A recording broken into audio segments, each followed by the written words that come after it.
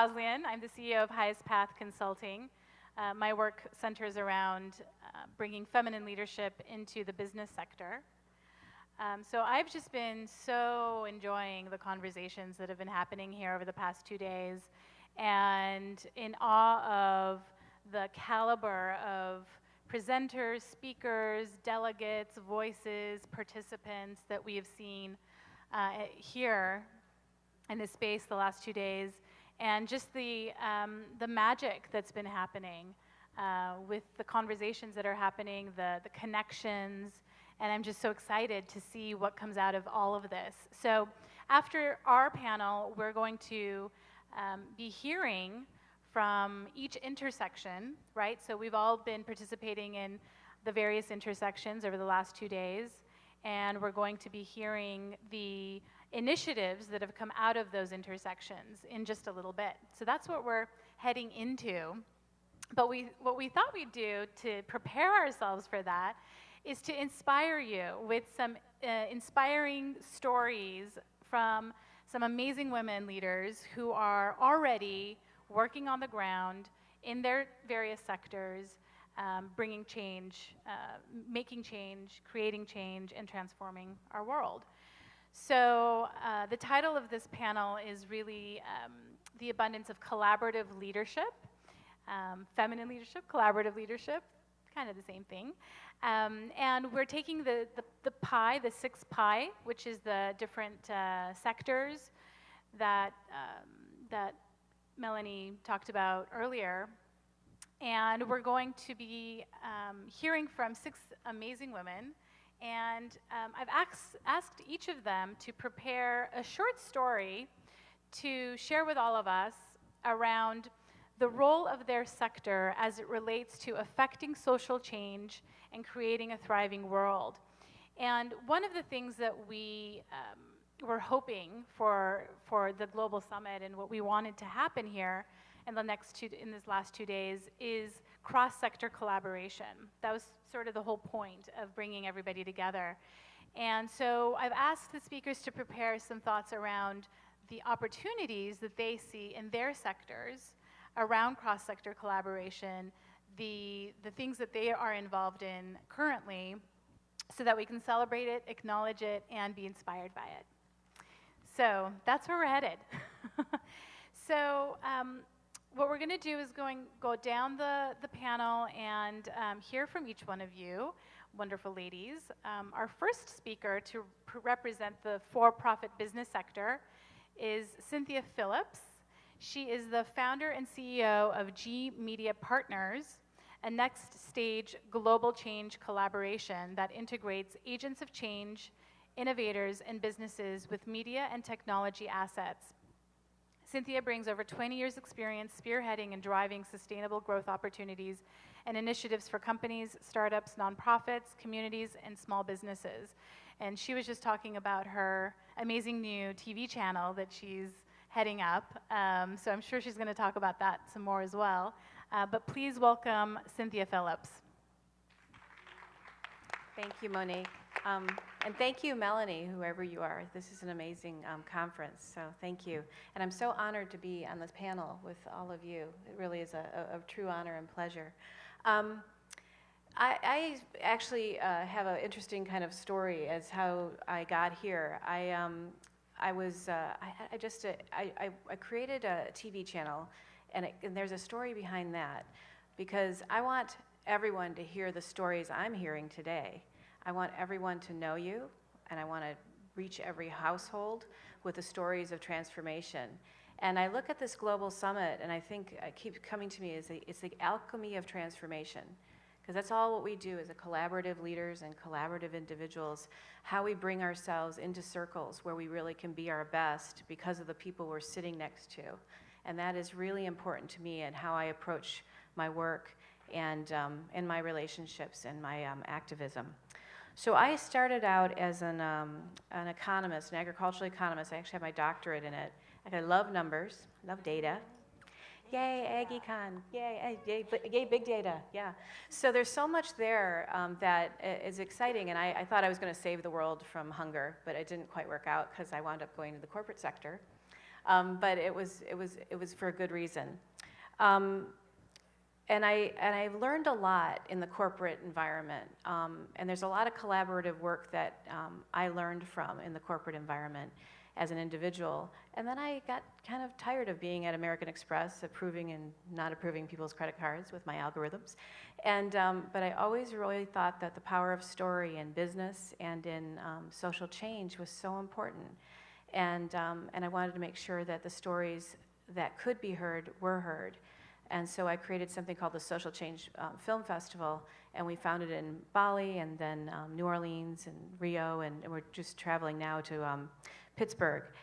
That all is about taking people from inspiration into action. So many films, so many great pieces of work that many of you do winds up not always reaching the audience as intended, and then where's that call to action? So that everything I do is around that, taking inspiration into action.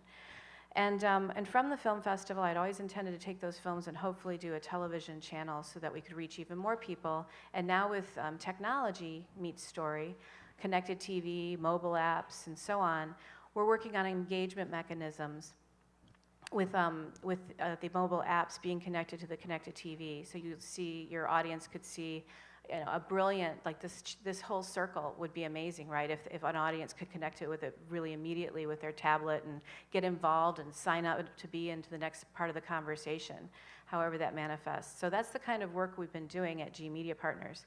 And the G stands for global, generosity, green, goodness, gosh, and guys, gals.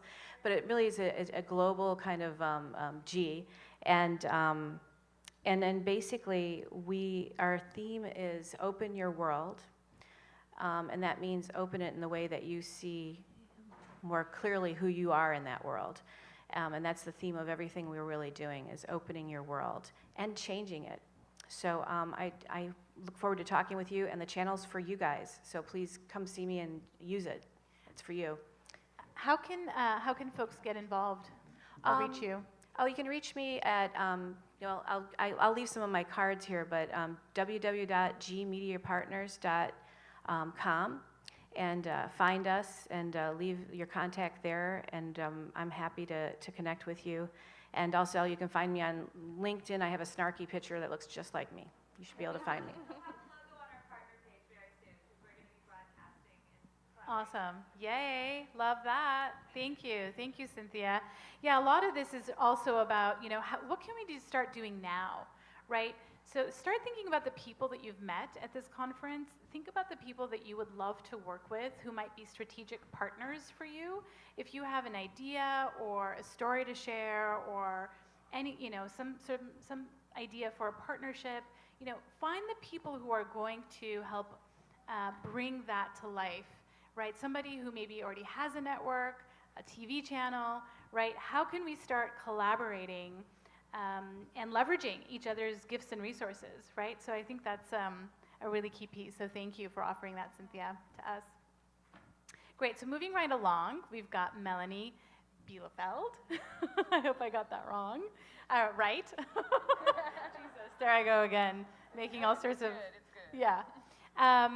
So Melanie has over 20 years of global advocacy experience for women's and children's health and wellness.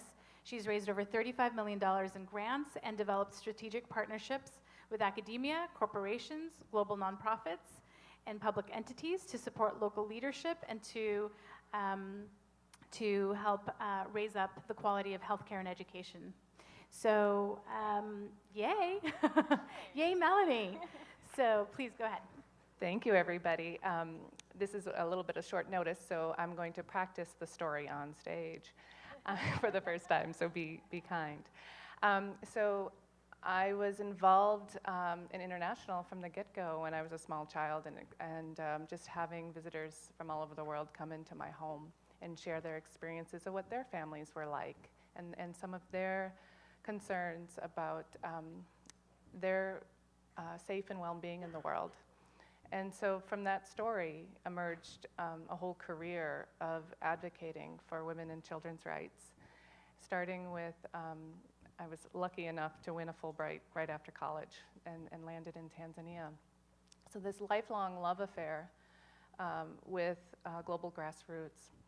And I moved on to learn from the larger initiatives that were going on during that time as I was, the global nutrition, supporting and training doctors and nurses worldwide so that access to healthcare was available for it as a choice. So I did that for about 15 years. And what I've discovered is that for my sector, the highest principle that we can adhere to is making the invisible visible and allowing for that space to unfold in all of our narratives and having that consciousness come through our media, our academia, and all the other sectors I can't remember because I haven't memorized it. And so what I would like to invite everybody today is in your own world, in your own space, how can we have room for multiple narratives in our work? How can we, as to steal a permaculture phrase, how can we stack functions? How can we address some of, especially women and children's rights around the world coming from a very localized place, coming from strong relationships, coming from right relationships, and being able to discern when our role is necessary and when we can step back and allow others to lead. And so that was some of the lessons that I've brought from my experience. And I'm just so grateful that we're here today discussing and really connecting on these really deep, deep points for the world. So we can create the world we want to live in our own place, but also that we're evolving our communities and our consciousness as we go forward. So thank you. Thank you. All right, next up, representing Artists in Action. Me? Yeah, that's you. Gemma. It was water. Gemma Sorry. Boulos. She is a water shift. champion, a musician, an award-winning social entrepreneur. Her work has provided over 200,000 people with clean water in Asia and Africa through training women to be water, sanitation, and hygiene technicians and entrepreneurs. She's the winner of the Tech Equality Award and Warriors of the UN Millennial Goals. She's been recognized as one of the most influential thought leaders and innovative Filipinas in the US and top 10 water solution trailblazers in the world by Reuters Trust.org. So thank you, Gemma. Thanks for being here. Thank you. Yay. I'm not singing today, but so here's the thing. I have no background in water and sanitation. I mean, I was a jazz singer and a preschool teacher. And I think a lot of people come to some of these things sort of looking for guidance and wondering if they know enough. Wondering if they need to just, do more, or if there's something they need to learn about deeper. And I'm a testament to like not knowing anything, and then knowing a lot, and then knowing I need to learn more. And so for me, when I started doing the water projects, it was completely accidental. I mean, like I said, I was a preschool teacher and a professional jazz singer in New York City. And I was supposed to be in the World Trade Center when the planes hit.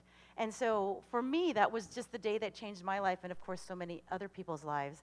And in response, as a songwriter and a musician, I wrote a song. And I had this crazy notion that I was going to build a million-voice choir around the world to sing it. And so I left my life, gave away all my belongings, took my backpack and my guitar, and started traveling around the world with an incredibly deep amount of trust, knowing that I would be taken care of wherever I was, because I had this deep dedication to what my mission was. The mission wasn't mine. What the mission was sort of like navigating me through this crazy course. And it just so happened that one of the main themes of the song was this notion that it takes a single drop of water to start a wave. So that was my invitation to people, to see themselves as that powerful drop of water, that their every word, their every thought, their every action was that powerful. No matter what, it was going to impact anybody around you. So maybe to choose wisely, to choose and think about the world when you were making those daily and momentary decisions. And so I got to be known as the water lady, you know, the lady singing for water. So I got invited to sing at the United Nations Water for Life conference, and that's where I learned about the water crisis. Who knew? I mean, not me. And so it was from there that I started to really dig in and started to really research all of this information about water. And water went from my metaphor to my cause. And it informed everything that I did. Not only was it my metaphor, it was my inspiration. Everything about water, you look to it, it is so wise. Water always finds the path of least resistance. Water, when united with others, can literally shape the sides of mountains, and it creates our landscape. Water has the power to nourish. It also has the power to destroy. So every step of the way, I was looking to water as my guide. It was almost like wearing those bracelets that people wear, you know, what would Jesus do? It's like, you know, what would water do? And so, seriously, that's totally how I was living. And literally, you guys, for 10 years, I traveled around the world with no money doing this. And so after that, after I had actually built, as I was building the choir, the invitation was for people to sing "We Rise," the song that I wrote, from around the world on September 21st, 2004. We had over 100 cities in 60 countries singing from all over the globe on that day. Before Facebook, before Twitter. And it was the cause that informed everything. This was not me. It almost felt like I was only the lucky one who got to actually share it with the world. Because when it came to me in a 10-day silent meditation retreat, literally, the way I used to write songs, I would just like come up with a guitar lick or whatever, or guitar progression, and then and try and come up with my lyrics, and it would take me days. But this one, literally, I could hear the music come through. I could hear the horns. I could hear the choir. I could hear the harmonies. And literally, it felt like that the song belonged to the world, and I was just the lucky one who got to hear it first. Every single one of you guys have that. Every single one of you guys have the power to find that piece, that drop, your drop that will inform how you walk the world, inform how you provide service, inform how you connect with people in the world. So that, for me, look to water. Yes, I do. My cause is water, but it is mostly my inspiration. So look to that. What would water do? Bracelet. Woo! Love that. Wow. Talk about the feminine in action. I mean, that is the embodiment of what happens when you embody your feminine power. And thank you for sharing. It's so cool. All right, so next we have educational institutions being represented by Penny Livingston. So Penny is internationally recognized as a prominent permaculture teacher, designer, and speaker. She holds an MS in eco-social regeneration and a diploma in permaculture design. Penny has been studying the Hermetic tradition of alchemy and herbal medicine making in Europe and the United States for 4 years. So we are very excited to have Penny here, and thank you for being here on this panel. Thank you. So I run an educational institution, nonprofit, out in Bolinas, California, famous for always taking the signs down so no one can find us. But you'll find us. It's easy to find.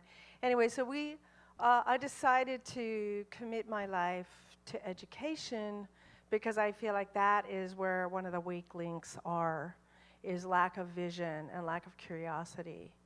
So, we all have a lot to learn. Would you agree? Yeah, we all have a lot to learn. And we all have a lot of gifts that we carry within us, like Gemma was saying. We all have our drop, or maybe more than one drop, to share. And so education is such an important thing, and as is communication. So there's a lot to learn about how our world works. There's a lot to learn about skills that we need.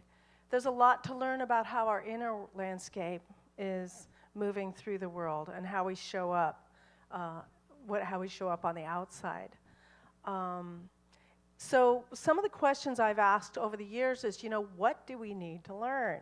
What do children need to learn? What do activists need to learn?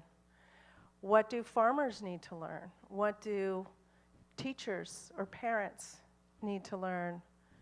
And now what I'm asking, what do the people in power need to learn? What do the decision makers need to learn?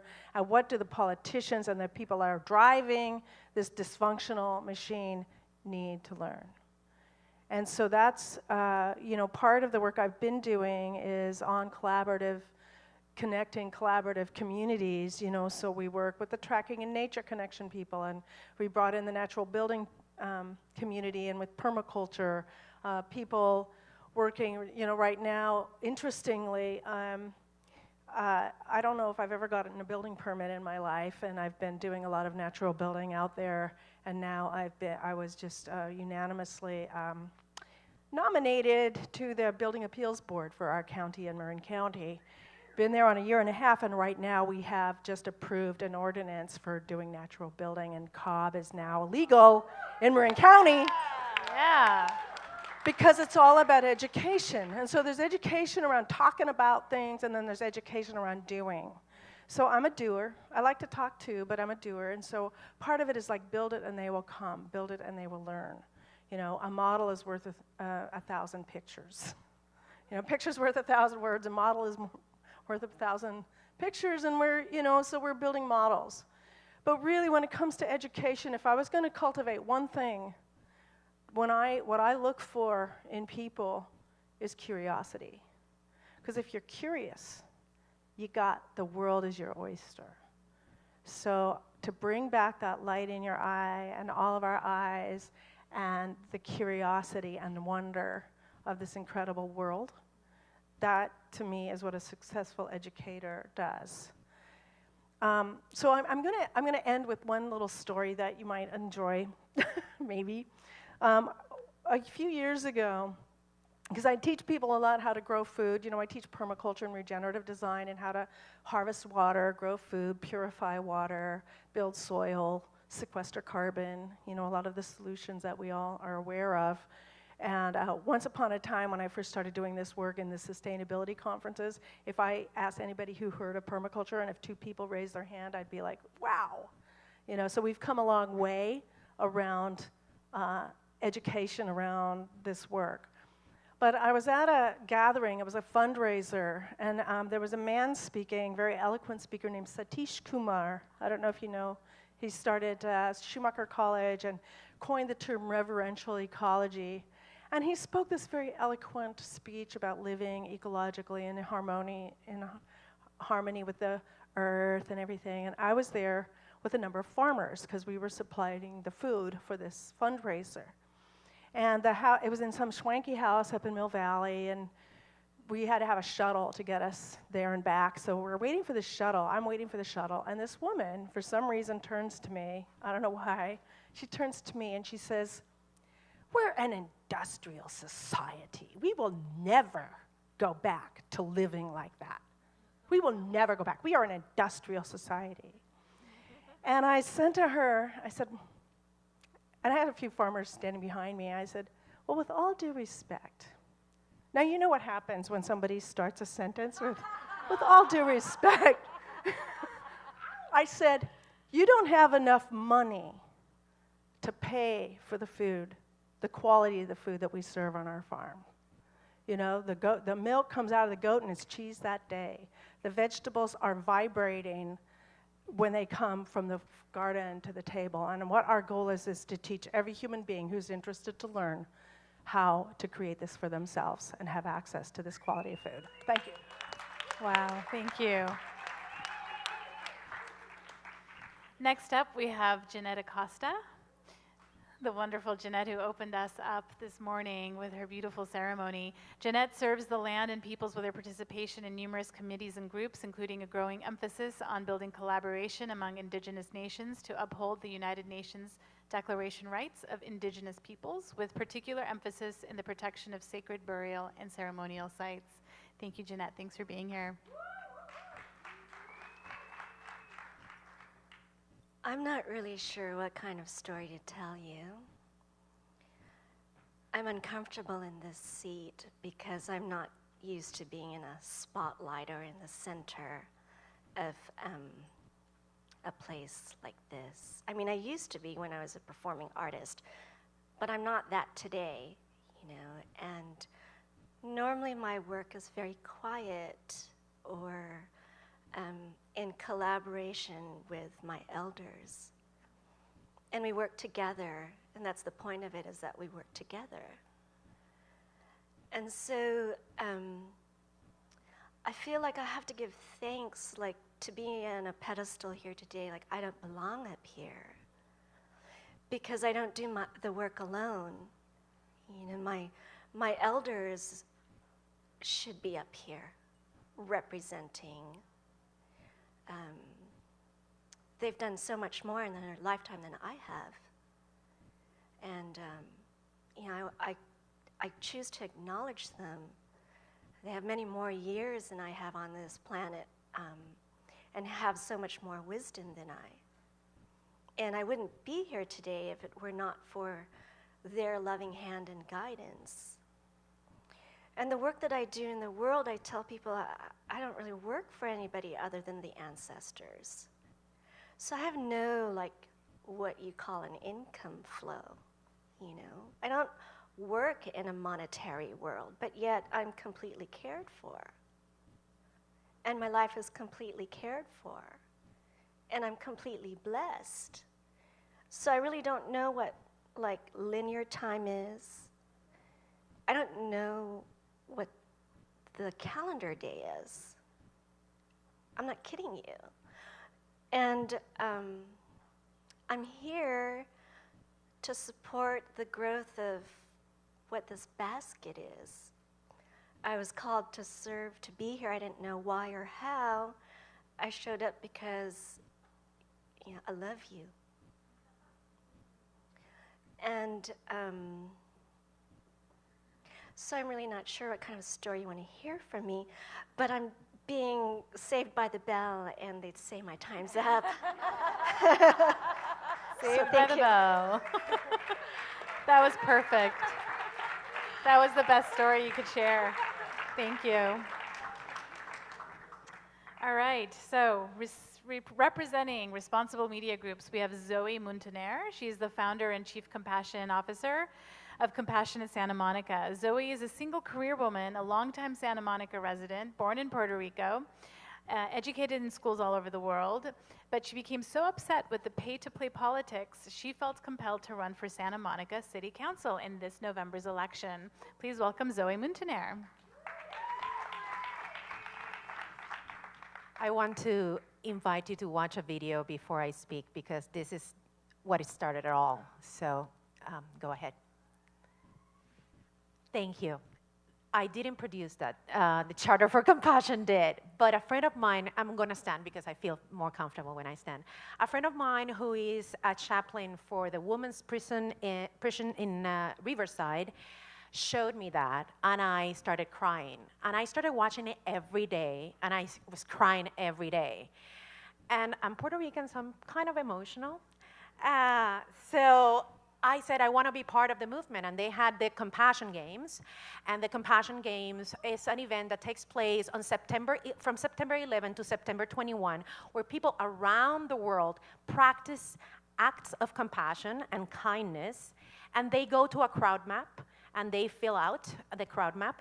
And at the end of those 11 days, that end of the International Day of Peace, the city or the planet or the world, the country, sorry, with the most compassionate actions wins the most compassionate city around the world. So I founded Compassionate Santa Monica, and I went to City Council and I said, you have to sign the Charter for Compassion, and I started harassing them by email, and they wanted to get rid of me, so they signed the Charter for Compassion.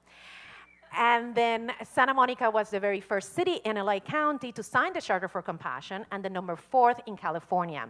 And right now, I'm looking for a volunteer to build the Charter for Compassion in San Francisco. So anybody in San Francisco who is willing to take this task, please see me after. In compassion, the less we talk about it and the more we practice it, the more efficient we are. and I'm not perfect. I make mistakes every day. So I just want to tell you that think about walking on the shoes of another person, and that's the easiest way to practice compassion. Last week, we were in the third Empathy and Compassion Conference here in San Francisco, Compassion at Work. And the leader thinkers are coming out to talk about this. The Dalai Lama is coming to talk about this, and it's an impressive field, and I welcome you, and I invite you to be part of the movement of compassion. You can hold on to it. Wow. Thank you. Okay, so are we inspired? Good. Thank you so much to all of you for sharing your stories and your voices with us this afternoon. I know we are on a tight schedule, so we are going to say goodbye, but we are going to break out into our closing session for today and start cultivating the amazing wisdom that's been coming out of all of our intersections. So thank you, ladies, and thanks everyone for being here.